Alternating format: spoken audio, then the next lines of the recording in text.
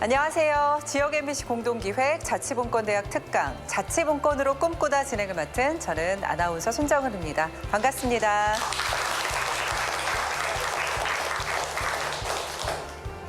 네, 지난 시간까지 저희는 자치분권이 왜 필요한지, 그리고 우리 사회에서 자치분권이 어떤 가치를 지니고 있는지, 이 자치분권에 대해서 다양한 관점에서 한번 살펴봤었는데요. 오늘은 자치분권이 도시 브랜드를 깨운다라는 주제로요. 세계의 각 도시들의 특징들, 그리고 그 자치분권을 어떻게 하고 있는지에 대해서 저희가 알아볼까 합니다. 오늘 이 시간을 통해서 저희 도시들이 어떻게 발전을 할 수 있을지 그 롤모델을 찾을 수 있는 시간도 될 수 있을 것 같아요. 그래서 굉장히 기대가 되거든요. 오늘 강연을 해주실 대구대학교 도시행정학과 김정열 교수님 모시고 이야기 나눠보도록 하겠습니다. 앞으로 나와주세요.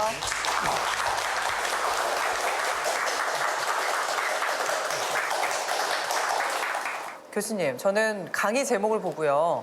자치분권과 도시 브랜드가 어떤 관계가 있을까 굉장히 궁금해졌어요. 경주 생각이 났는데 경주는 역사의 도시라고 하잖아요. 그러면 경주는 자치분권이 잘 되고 있는 건가? 또 궁금하기도 하고. 이 자치분권과 도시 브랜드에는 어떤 관계가 있을까요? 예, 인과학의 측면에서 간단히 이제 정리를 하고 넘어가자라고 얘기하면 이 자율과 창의에 기반한 자치분권이라는 것이 결과적으로 도시 경쟁력 강화를 갖다 이제 초래하게 되고, 이런 도시 경쟁력이 강한 도시들이 대내외에 이제 높은 브랜드 가치를 갖다 이제 알리게 된다라는 식으로 이제 정리를 할 수 있을 것 같습니다. 지금 경주 사례를 갖다 간단히 말씀해 주셨는데, 경주라는 것은 우리가 이제 환경과 역량이란 측면에서 봤을 때 자치 브랜드가 이제 환경 탓, 쉽게 얘기하면 조상 탓으로 이제 강화되는 그런 측면도 있고, 또 역량, 자신의 노력을 통해서 강화되는 그런 사례들도 많이 있습니다. 그렇지만 오늘 시간을 통해서는 국내외 많은 도시들이 상당히 이 많은 노력을 통해서, 자발적인 노력을 통해서, 자율적이고 창의적인 노력을 통해서 성공한 그런 사례들을 갖다 이제 소개하게 될 예정입니다. 크게 말씀드리면은 도시가 발전하기 위해서는 분명한 특성화가 돼야 된다, 이렇게 정리를 할 수 있을 것 같은데요. 분명한 미션, 비전, 목표를 갖다 이제 설정하고 매진을 하면은 거기에 부응하는 상당한 성과가 이제 찾아올 수 있다, 이렇게 이제 말씀을 드릴 수 있을 것 같습니다. 네, 아주 흥미로운 사례들이 많이 나올 것 같아요. 자세한 이야기는 강의를 통해서 들어야 되겠죠? 네. 그러면 저희 김정열 교수님의 자치분권이 도시 브랜드를 깨운다, 함께 듣도록 하겠습니다. 네.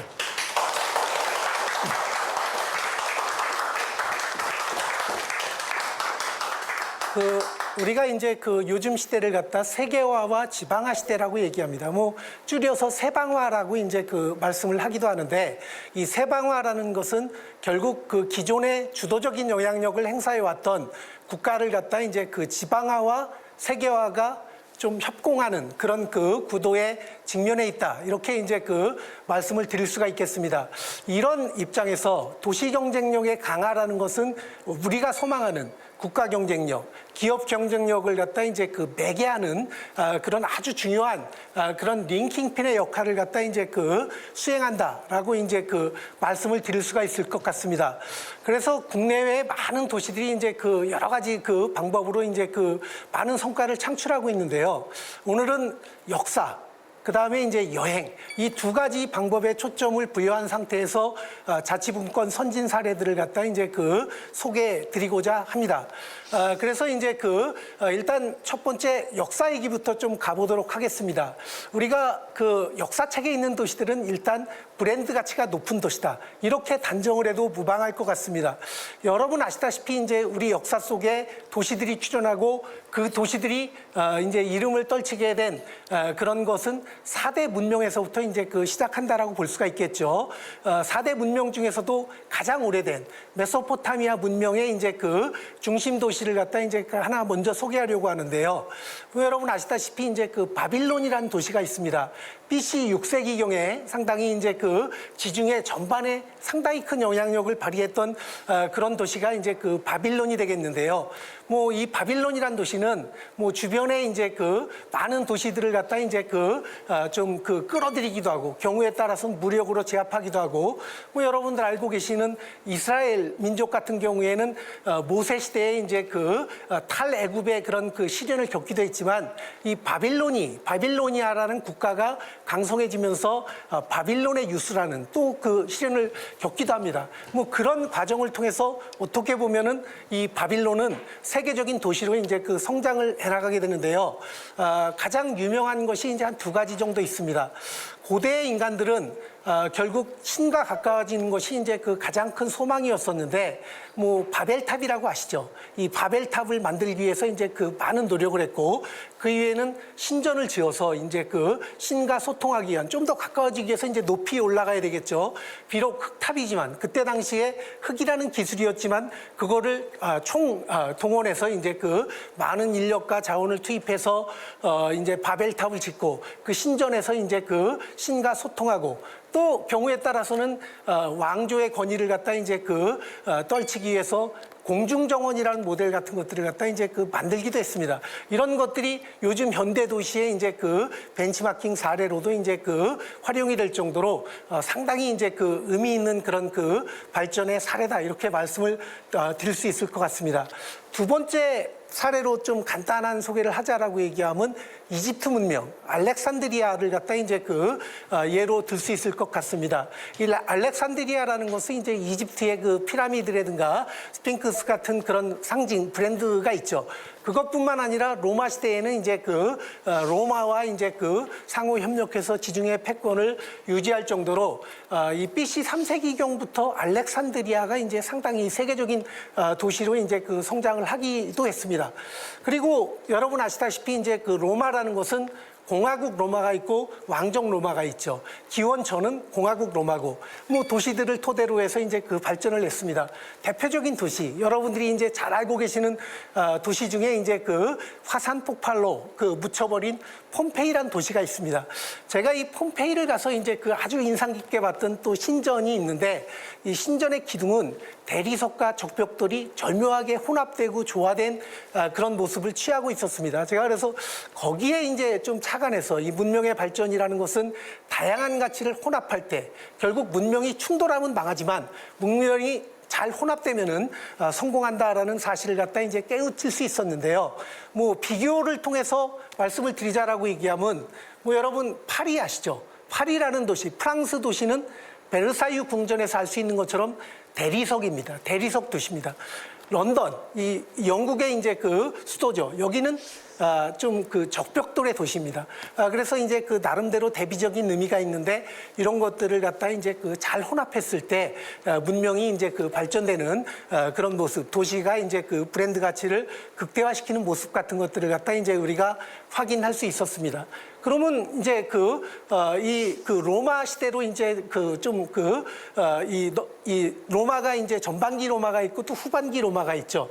이 후반기 로마라는 것은 서노바 제국이 멸망하고 동로마 제국, 비잔틴 제국이라는 것을 중심으로 해서 이제 발전을 하게 되는데 비잔틴 제국의 수도는 비잔티움이라는 이름에서 콘스탄티노플로 개칭돼서 이제 쭉 동로마의 중심지 역할을 갖다 이제 수행을 합니다. 물론 이게 나중에는 이제 15세기에 오스만 투르크의 침입으로 인해서 이제 이슬람권으로 넘어가게 되죠. 그때는 이름을 이스탄불로 이제 바꾸게 되는데 그런 문명의 혼합의 흔적 같은 것들이 지금 우리가 이제 이스탄불에 가보게 되면은 뭐 종교시설이라든가 그 다음에 이제 음식 문화라든가 이런 쪽에 잘 남아 있습니다. 그래서 뭐 로마 황제들이 국민들을 위해서 이제 빵을 무료로 이제 줬던 거, 빵과 더불어서 또 오락을 줬던 거, 그런 것들이 이제 지역별로 원형 경기장, 아레나라고 얘기하죠. 그런 것들을 갖다 이제 토대로 예를 들어서 콜로세움이 가장 큰 아레나라고 얘기하면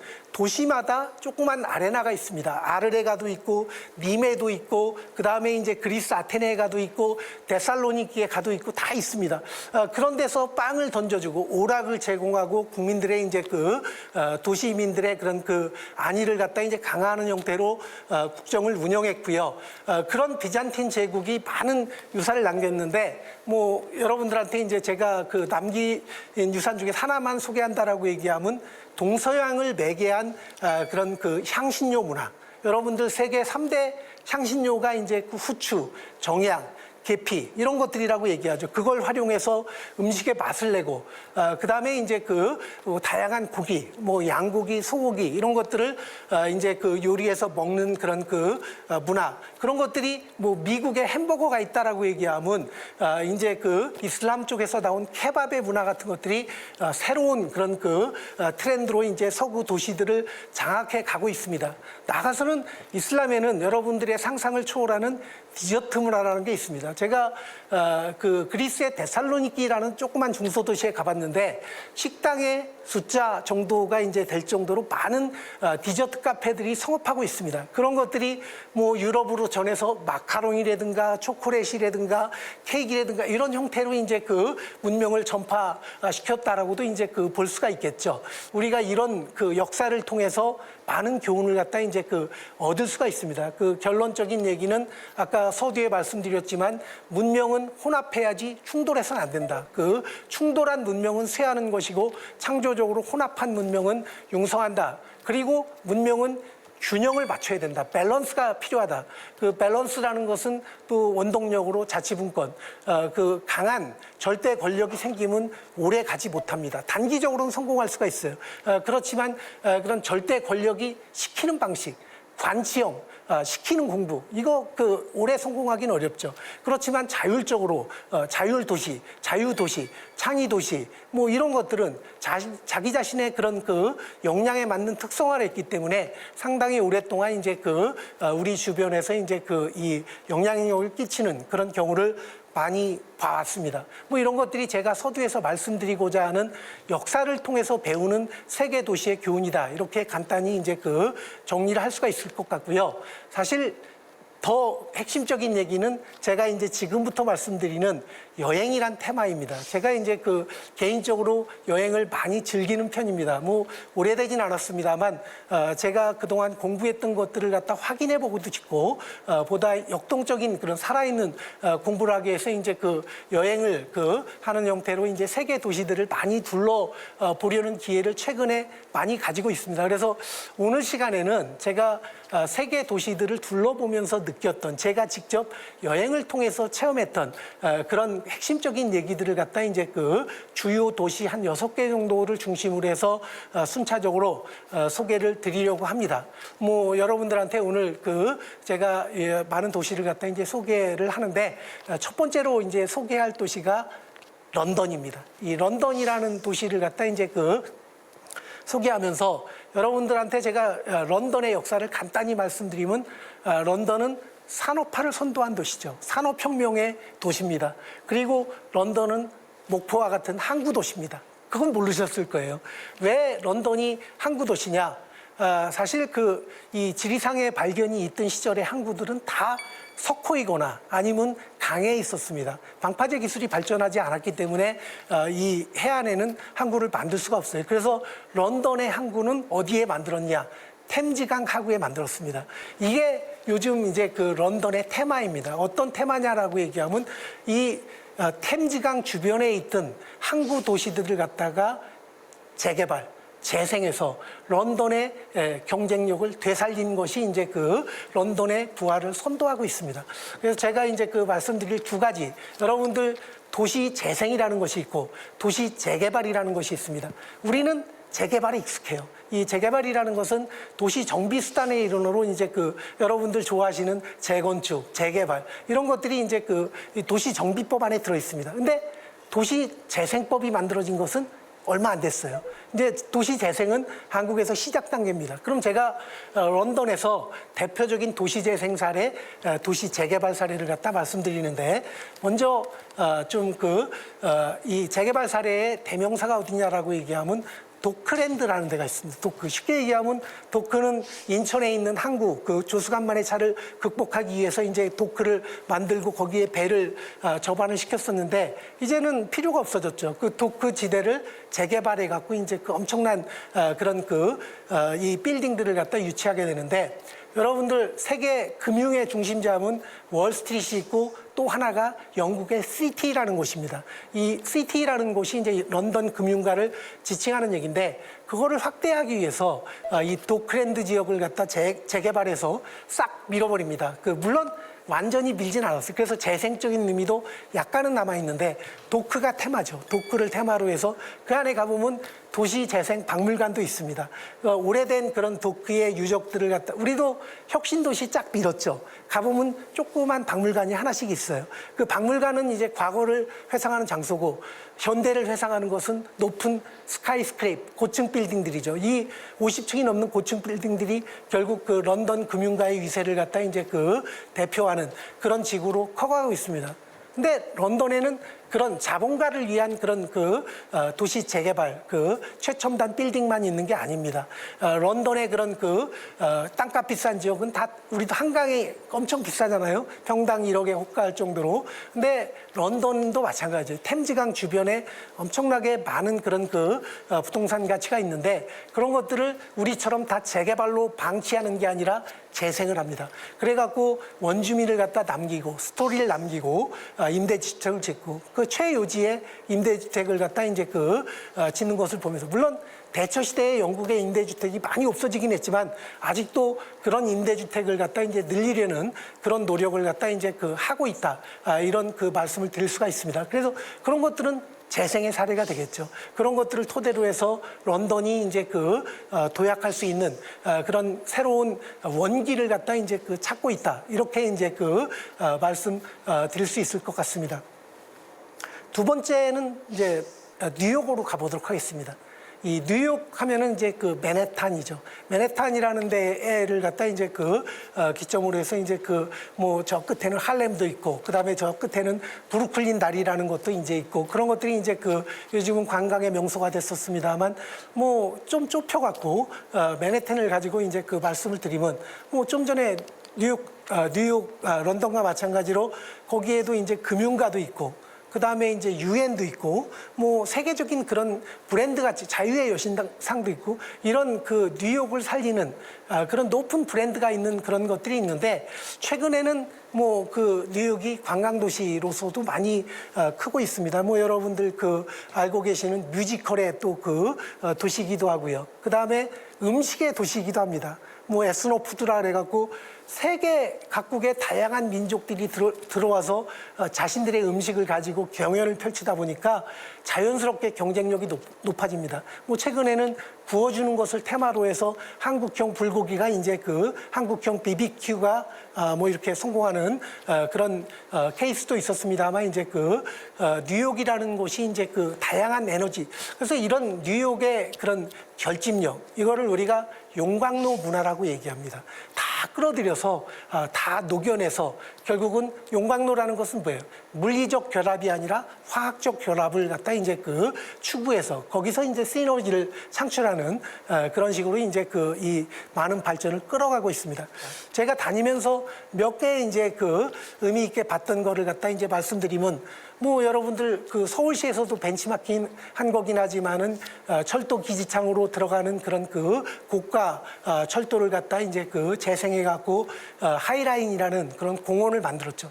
근데 그런 공원이 이제 허드슨 강변에 예전에는 이제 많이 방치되어 있던 그런 곳인데 첼시 마켓에서부터 이제 이 기지창까지 공원이 만들어지니까 그 주변에 그거를 테마로 해서 그게 입소문을 타기 시작하면서 엄청난 또 빌딩들이 이제 주변에 마구 올라가기 시작합니다. 바벨탑을 연상시키는 거죠. 바벨탑이 이제 이 문명의 상징이자 발전의 척도였다라고 얘기하면 이런 고층 빌딩이라는 것이 이제 뉴욕의 상징이죠.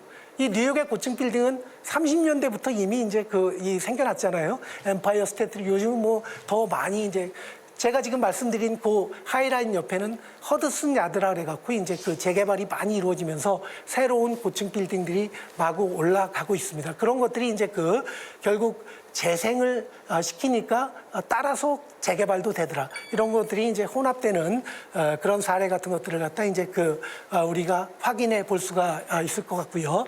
그 다음에 이제 이 뉴욕의 이 관광지로서 이제 뉴욕 같은 것들 중에 컨벤션 센터라는 것이 이제 그 옆에 또 있던데, 뭐 거기에는 되게 이제 다양한 아이디어들의 경연장 역할을 갖다 합니다. 그런 요즘 도시가 발전하려면은 그런 컨벤션 산업 같은 것들이 이제 좀 발전을 해야 되고, 그런 데서 이제 그 단체 관광객이라든가 이런 것들을 갖다 유치해서 결국 뉴욕의 그런 활력을 갖다 끌어가고 있는데, 뭐 그런 것으로 또 성공한 대표적인 거는 뉴욕에도 있지만 라스베가스에도 있습니다. 여러분들 과거 라스베가스가 되게 도박의 도시, 매춘의 도시 이런 그 오명 속에 있었는데, 최근에는 복합 리조트가 선도하는 그런 도시로 발전해 가고 있습니다. 제가 한번 들어가 봤어요. 뭐 직접 가서 체험을 하지 못했지만 눈으로 봤는데, 뭐 왕궁에 왔다. 그 양탄자, 그 다음에 예술품, 그 다음에 거기에 큰 공연장, 그런 공연장에서 또 이제 그 미국 명문대 학생들이 와서 졸업 파티를 하고,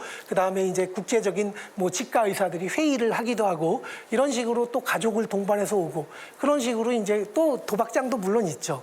그런 것들이 이제 복합적으로 이루어지는 이런 것들이 결국 서비스 산업을 갖다 이제 그 육성하는 브랜드가 있는 뭐 휨 리조트, 샌드 리조트, 이게 수출이 되고 있습니다. 어디로 수출됐을까요? 여러분, 뭐 아시아권에 수출된 두 군데를 갖다 이제 소개해드리면 마카오라든가 싱가포르라든가.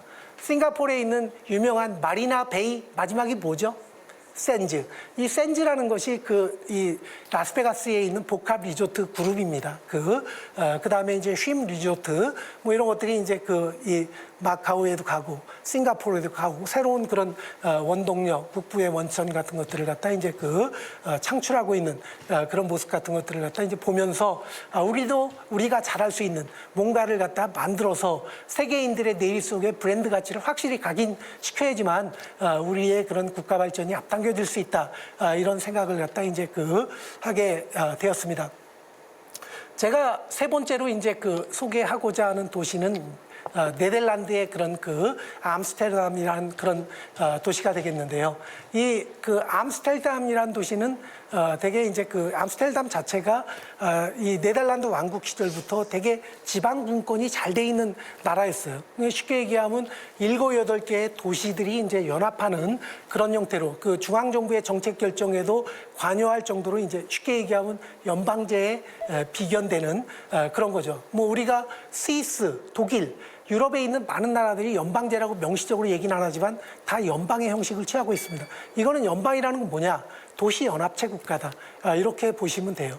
그래서 네덜란드에 보시면은 뭐 그런 도시들이 이제 자율적으로 자기 색깔이 있는 그런 발전을 갖다 이제 추구했고, 또 뜻이 안 맞으면 독립을 하기도 합니다. 지금 독립국가인 벨기에라든가 룩셈부르크 같은 경우에는 네덜란드에서 떨어져 나온 나라들, 물론 구교를 믿는 캐톨릭을 믿는 종교적인 이유가 컸지만은 전략적으로 봤을 때 우리는 불어를 쓰고 프랑스에 가깝기 때문에 프랑스 스타일로 가겠다. 그러면 또 네덜란드의 다른 나라들은 우리는 라인강을 이용해서 독일과 무역을 해야 되기 때문에 독일 스타일로 가겠다. 뭐 이런 식으로 자기의 그런 자율성을 주죠. 이런 도시의 자율만 있는 게 아닙니다. 암스테르담에 가보면은 뭐 말이 하나도 대마초도 합법이고, 그 다음에 매춘도 합법이고, 뭐 반드시 신용카드로 결제가 이루어질 정도로 투명한 그런 사회예요. 부패라는 것을 생각하기가 어렵겠죠. 그리고 집에는 커튼도 치지 않는다라고 얘기합니다. 이런 것들이, 이런 투명한 그런 노력, 또 영어도 잘하고요. 뭐 상인 기질이 있죠. 우리 히딩크 감독 우리나라에 와서 영어 썼잖아요. 자기들 언어가 있지만은 영어로 세계를 갖다 이제 좀 개척하는 상인 기질의 그런 나라다라고 이제 말씀을 드릴 수 있을 것 같습니다. 그리고 그런 나라에서 이제 이 많은 그런 뭐 무역이라든가 상업 제도와 관련한 어음제도 뭐 이런 것들의 이제 제도적 장치 같은 것들을 고안해서 자본주의 발전에 기여를 했죠. 나아가서는 또 이 서유럽의 이제 자랑 중에 하나가, 여러분들 북유럽이 최고라고 얘기하지만 사실 북유럽 모델이라는 것은 네덜란드와 독일이 있었기 때문에 생겨난 겁니다. 네덜란드와 독일에서 노와 사와 정이 서로 고통을 분담하고 혼합하는 그런 사회협약 전통이 있었기 때문에 이런 것들을 토대로 해서 이제 북쪽이 전반적으로, 남쪽은 좀 약한 편이에요. 남쪽은 각자 도생 스타일이 좀 강한 편인데 공동체 정신, 이런 것들이 또 발전의 원동력으로 이제 작용을 했고, 1982년도에 서유럽이 다 망합니다. 그 망한 이유는 우리 때문에 망했어요. 일본하고 우리 때문에. 일본하고 우리가 잘 나가면서 세계 제조업 시장을 갖다 확 장악하자 유럽에 있던 조선이라든가 자동차라든가 다 문 닫았죠. 그러면서 이제 그 사람들은 이제 어려움에 이제 직면하게 되고 거기에 오일 쇼크까지 2번 오면서 완전히 그렇게 상태에 빠져버립니다. 그런 위기를 갖다 극복하기 위해서 네덜란드 사람들은 노사정이 고통을 분담하는 그런 뭐 일종의 우리가 더치페이라고 아시죠? 더치페이보다 더 유명한 말이 더치 미러클이라는 게 있습니다. 1982년에 바세나르 협약이라는 것을 체결해서 노와 사와 정이 결국 공동체 정신, 그런 공동체 정신은 자치분권에서 왔다라고 얘기를 해도 과언이 아니겠죠. 다음 스위스입니다. 스위스 하면 명품 도시로 유명한 그런 뭐 스위스는 갈 때마다 놀랍니다. 그렇지만 그거를 오랫동안 볼 수는 없어요. 너무 물가가 비싸기 때문에. 그래서 그냥 경유지로 제가 많이 이제 여행을 하고 있습니다만 스위스의 유명한 도시 중에서 뭐 베른, 쥐리 뭐 이런 데들이 유명하죠. 뭐 특히 베른 같은 경우에 이제 행정 수도입니다. 그리고 그 행정 수도에는 뭐 되게 교육이라든가 문화라든가 이런 것들이 이제 발전해 있습니다. 그래서 세계 각국의 부호들이 유학을 거기로 보내요. 아시다시피 우리 김정은 위원장도 뭐예요? 베른의 국제학교에 이제 유학한 걸로 유명하죠. 그리고 쥐리 가면은 이게 세계 금융이라든가 상업의 중심지예요. 독일권 무역 같은 것들이 이제 이루어지고, 그 다음에 좀 더 올라가면 루체른이라는 도시가 있는데 여기는 휴양 도시입니다. 세계 부자들이 다 호수에 별장을 짓고 사는, 오지 말라 그래도 뭐 돈 많으니까 다 오죠. 뭐 저 밑에 가보면 또 이제 레마노에 이제 또 멋진 호수 주변에도 이제 많은 부자들이 옵니다만, 그런 이 자연. 그래서 제가 이제 오늘 얘기하는 것 중에 이제 결론에 할 얘기가 되지만은 도시가 발전하기 위해서는 첨단 산업이 발전해야 된다. 두 번째는 어메니티, 생태 경쟁력. 이 두 가지가 결합이 돼야 된다. 세계적으로 유명한 도시들 보면, 최근의 도시들 보면은 이런 어메니티적 요소, 생태적 요소와 첨단 산업적 요소, 이런 것들을 잘 결합한 그런 도시들이 쉽게 얘기해서 이제 한참 뜨고 있다. 그런 도시들의 브랜드 가치가 향상되고 있다. 이렇게 말씀드릴 수가 있습니다.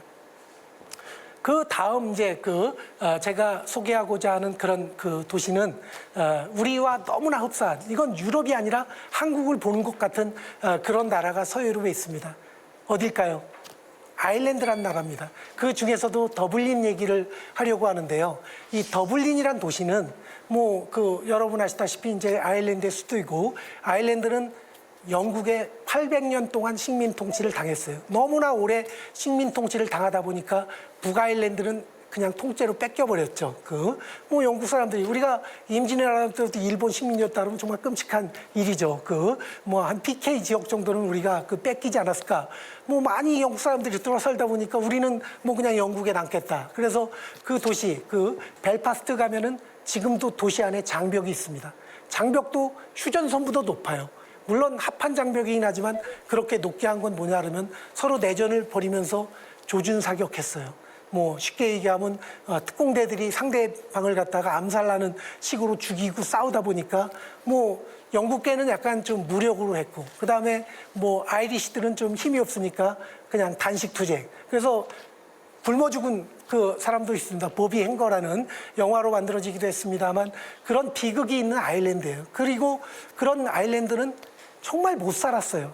19세기 중반에는 감자 대기근이라 해갖고 전부 다 굶어 죽었어요. 그래서 정말 좁아 터진 노예들이 타고 가는 그런 조그만 배를 차곡차곡 쌓여진 상태로 보스턴으로 간 거죠. 그래서 그 사람들이 보스턴을 건설하고 뭐 케네디 대통령을 배출하기도 했습니다만, 어쨌든 아이리시들은 뭐예요? 거의 화이트 니그로로 천대받았고, 그 다음에 이제 유럽에서도 최고 못 사는 그런 나라였었는데, 최근에 이제 더블린 지역을 중심으로 해서 좀 불균형 발전이라는 한계는 있긴 하지만, 우리와 비슷하지만 수도권 중심의 그런 투자 유치, 초고속 성장, 첨단 기술 산업 유치, 이런 것들을 통해서 영국을 눌렀습니다. 1인당 GDP에서 영국을 눌렀고요. 우리도 조금 있으면은 구매력 기준으로 보는 GDP에서 아마 우리도 한 몇 년 내에 일본을 누르지 않을까 이렇게 이제 그 예측이 되고 있는데요. 너무 기뻤겠죠. 그래서 뭐 우리가 드디어 일본을 눌렀다 뭐 한 것처럼 그 사람들은 영국을 눌렀기 때문에 기념탑도 멋진 거 이제 그 첨탑도 하나 만들고 뭐 그리고 이제 그 여러 가지 그런 뭐 샴페인을 터뜨렸습니다. 이 아일랜드가 이제 고속 성장을 통해서 드디어 많은 성취를 이뤘지만 이 성취가 오래가지 못했습니다. 쉽게 얘기하면 그 성취라는 것은 여러분들 1인당 GDP 높이는 가장 좋은 방법은 부동산 투기를 열심히 하는 겁니다.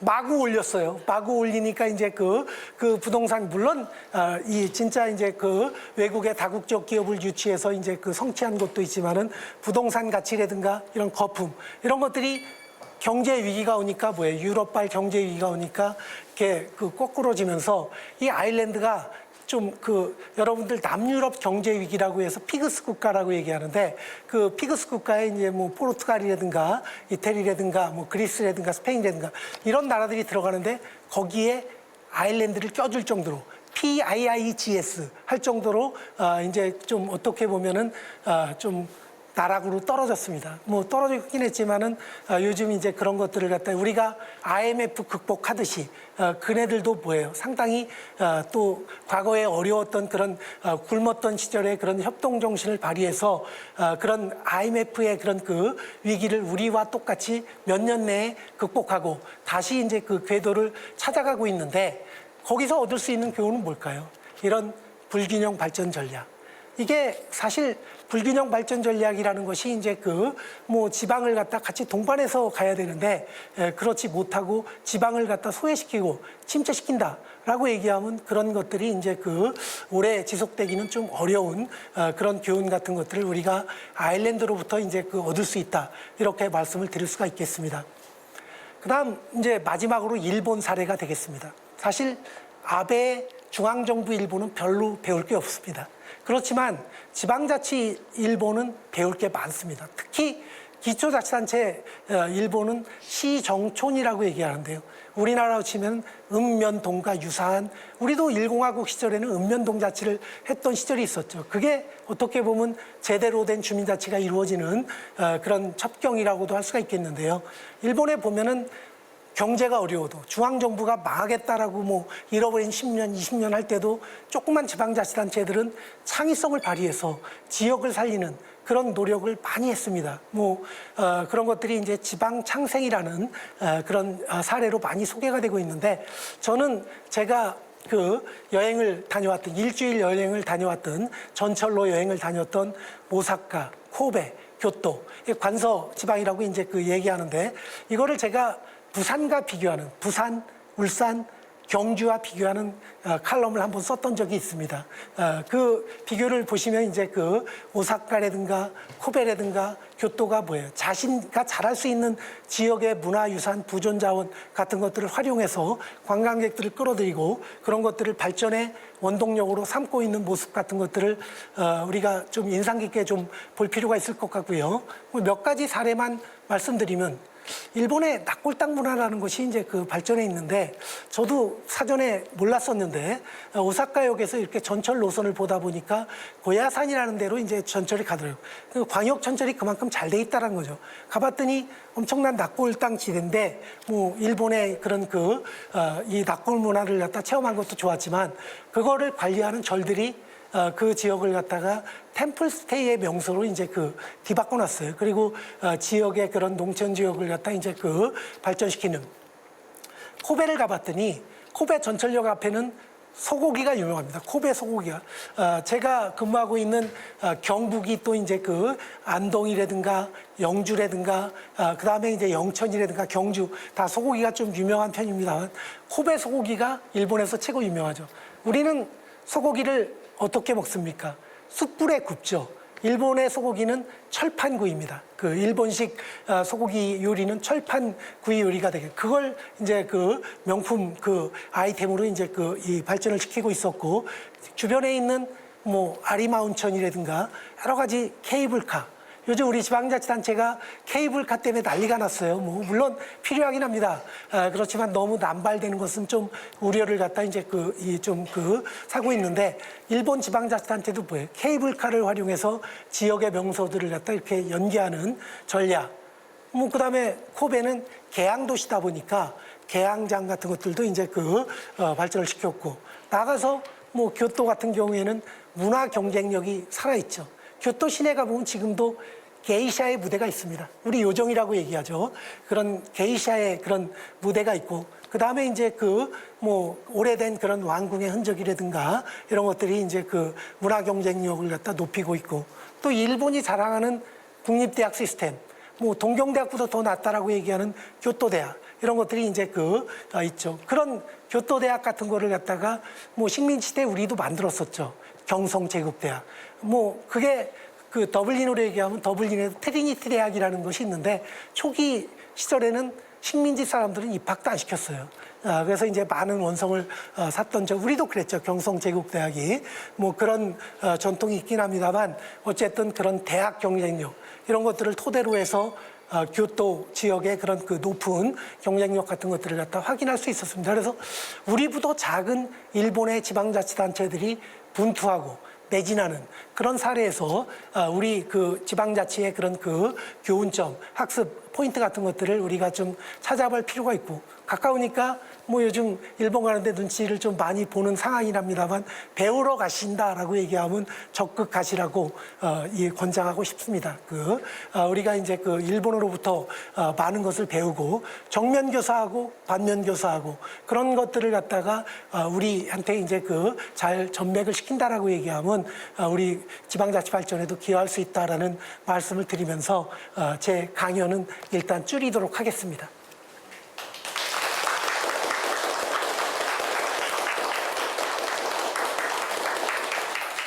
네, 교수님 강연 잘 들었습니다.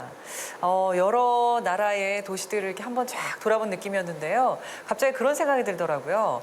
일과 휴식이 조화를 잘 이루는 한국형 도시의 모습은 어떤 모습일까? 네. 그것도 참 궁금해졌거든요. 제가 아까 미래 도시의 경쟁력은 이제 첨단 산업과 어메니티의 조화에서 온다라고 이제 말씀을 드렸는데, 제가 자치분권과 관련해서 이제 눈여겨보는 도시가 2개 있습니다. 그 도시는 지금 실험을 하고 있는 도시, 단층형 지방자치를 시험하고 있는 제주특별자치도와 세종특별자치시입니다. 이 두 도시 같은 경우가 이제 우리가 이상적으로 생각하는 기준들을 갖다 충족시켜 줄 수 있지 않을까라는 그런 기대를 가지고 있습니다. 네, 제주와 세종도 저희가 잘 지켜봐야 되겠군요. 뭐 하나 더 추가한다라고 얘기하면 네. 혁신도시와 테크노폴리스가 권역별로 있습니다. 그게 좀 존재감이 미약한 그런 상태긴 하지만 혁신도시라든가 테크노폴리스도 지금 제가 얘기했던 그런 연장선상에서 우리 지방의 거점 도시들을 갖다 활성화시킬 수 있는 주요한 원천이 될 것이다. 이렇게 말씀을 드릴 수 있습니다. 네, 그렇군요. 오늘 강연 여러분께서 정말 주의 깊게 잘 들으시던데요. 궁금하신 점들이 많이 있을 것 같아요. 그러면 질문을 좀 한번 받아볼까요? 네. 아시아에도 브랜드 가치가 있는 도시가 있을 텐데요. 중국의 베이징은 어떤지요? 제가 오늘 말씀을 드리면서 너무 서양 도시들을 많이 말씀드려서 이런 질문들이 나온 것 같습니다. 그렇네요, 진짜. 예, 그렇습니다. 그래서 베이징도 이제 최근에 간단히 이제 갔던 그런 여행지 중에 하나였었는데요. 베이징을 가서 이제 보고 느낀 점은 역사 유산이라는 것이 이제 베이징 발전의 원동력이 될 수 있겠다. 제가 좀 전에 어메니티 말씀을 드렸었는데 자금성보다 전 이하원에 주목하고 싶습니다. 넓은 호수와 그런 생태적인 풍광 같은 것들이 이제 절묘하게 잘 개발이 된다라고 얘기하면 경쟁력의 원천이 될 수 있다라고 생각이 되고요. 외곽에 가보면 용경협이라는 그런 또 고원도시 베이징을 갖다 이제 적시는 그런 댐이 있습니다. 그 댐 주변에 여러 가지 그런 휴양, 문화 유적 같은 것들이 이제 만리장성과 더불어서 이렇게 어우러진 모습. 여러분들 베이징 가시면 누구나 가는 그런 장소들인데 그런 거에서 이제 베이징의 경쟁력을 볼 수가 있고, 그 다음에 이제 베이징이란 도시는 순환도로가 발전한 도시입니다. 한 6겹의 순환도로가 있는데 그 순환도로를 따라서 이제 다양한 특성화 부지 같은 것들이 이제 부각이 되고 있는 그런 점에 우리가 좀 착안을 해볼 필요가 있을 것 같습니다. 네, 베이징도 도시 경쟁력이 있는 것으로 생각을 해볼 수 있을 것 같아요. 네, 또 다른 질문 있으신가요? 네. 싱가포르는 늘 우리나라하고 비교되는 곳 중에 하나입니다. 싱가포르의 그 도시 도시 브랜드에 대해서도 좀 설명을 부탁드리겠습니다. 예. 싱가포르는 크게 아버지 리칸유 시대의 그 싱가포르와 아들 리센 룽 시절에 이제 그 싱가포르로 나눠서 설명을 드릴 수 있을 것 같은데, 리칸유 시대는 산업화 모델이었었죠. 그 다음에 이제 리센 룽 시절은 서비스업이라든가 첨단 산업을 가지고 승부를 걸고 있습니다. 그 서비스업이라는 것은 아까 말씀드렸던 복합 리조트 모델을 가지고 이제 그 관광 산업 같은 것들을 육성하는 것이 되겠고, 그 다음에 싱가포르가 역점 육성하고 있는 3가지 전략 첨단 산업이 있습니다. 첫 번째가 싱가포르 도심 핵심에 있는 바이오폴리스라는 곳입니다. 영국 군대가 주둔했던 지역을 첨단 산업단지로 바꿨는데, 그곳을 가보면 이곳은 산업단지가 아니라 어느 쾌적한 공원에 와 있다라는 생각을 들게 합니다. 그리고 싱가포르는 공원 커넥터 구상이라 그래갖고 도시 전체를 공원으로 이렇게 연결하는 그런 구상을 통해서 공원 확장에 이제 매진해왔고, 그런 것들이 싱가포르의 브랜드 가치를 높이는 그런 그 계기가 되고 있습니다. 거기에 부가해서 뭐 퓨전 산업이라든가 물 산업 같은 경우도 우리가 주목할 싱가포르의 그런 그 도시 브랜드 가치를 높이고 있는 전략 산업이다, 이렇게 말씀드릴 수 있을 것 같고요. 그리고 이런 과정에서 정부가 상당히 인상적인 역할을 했습니다.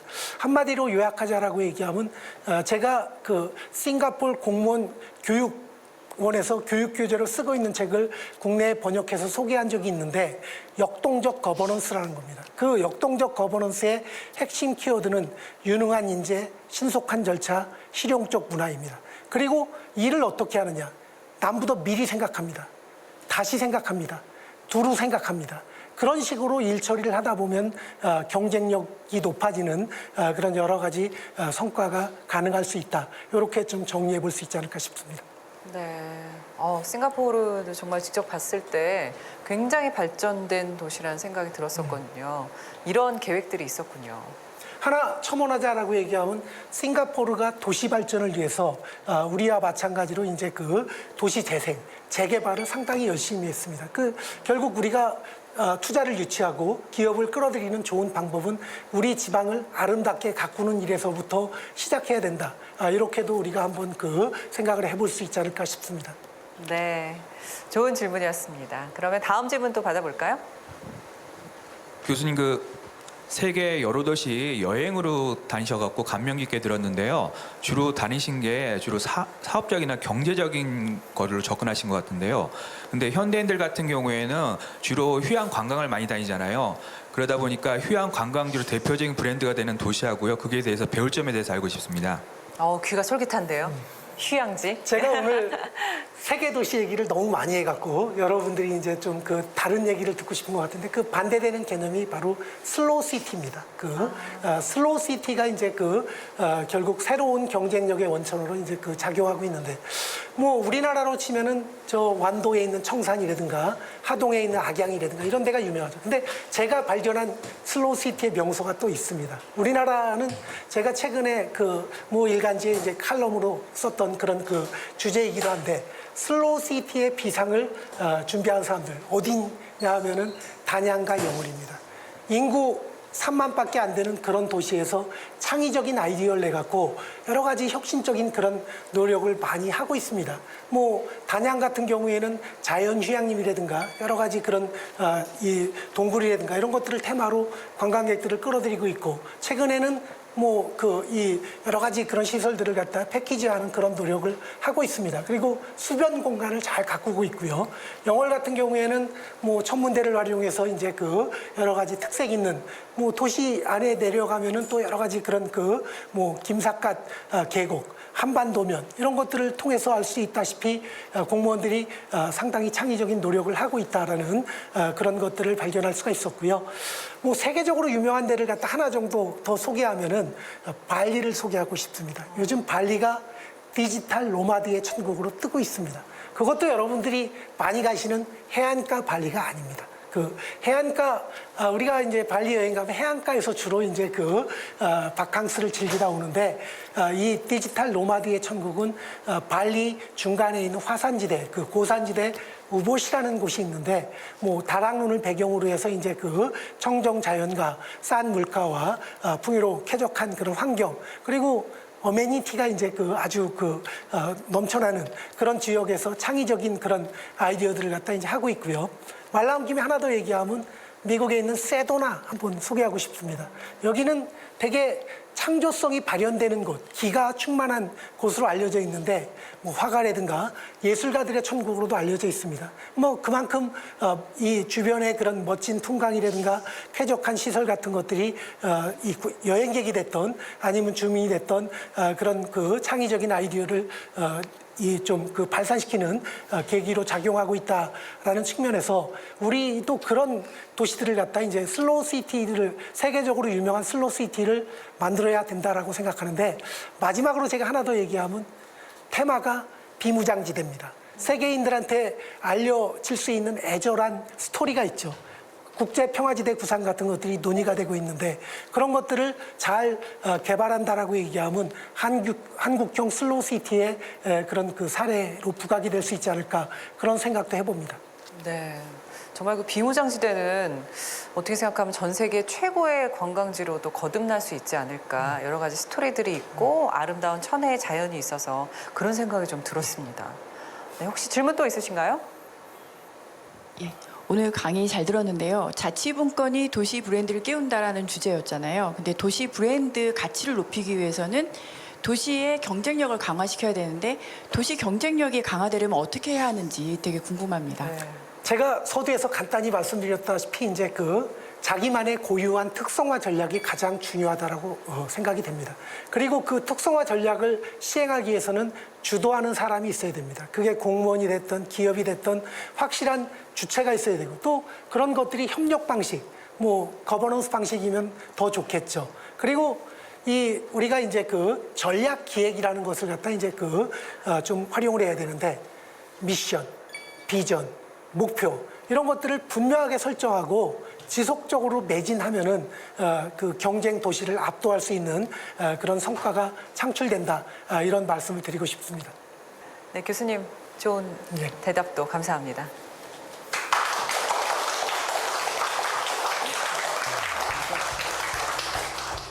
네, 오늘 이 시간은 강의를 들은 게 아니라 정말 짧은 세계 여행을 하고 온 느낌이었어요. 머릿속에 이렇게 지도가 쫙 그려지는 것 같기도 하고 우리나라의 많은 도시들이 이 이야기를 들으면서 또 롤모델로 삼을 수 있지 않을까라는 희망도 가져봤습니다. 오늘 정말 재미있게 특강해 주신 김정렬 교수님 정말 다시 한번 감사드리고요. 경청해 주신 여러분께도 감사드립니다. 오늘 이 시간 이제 마치도록 하겠습니다. 시청해 주신 여러분 고맙습니다.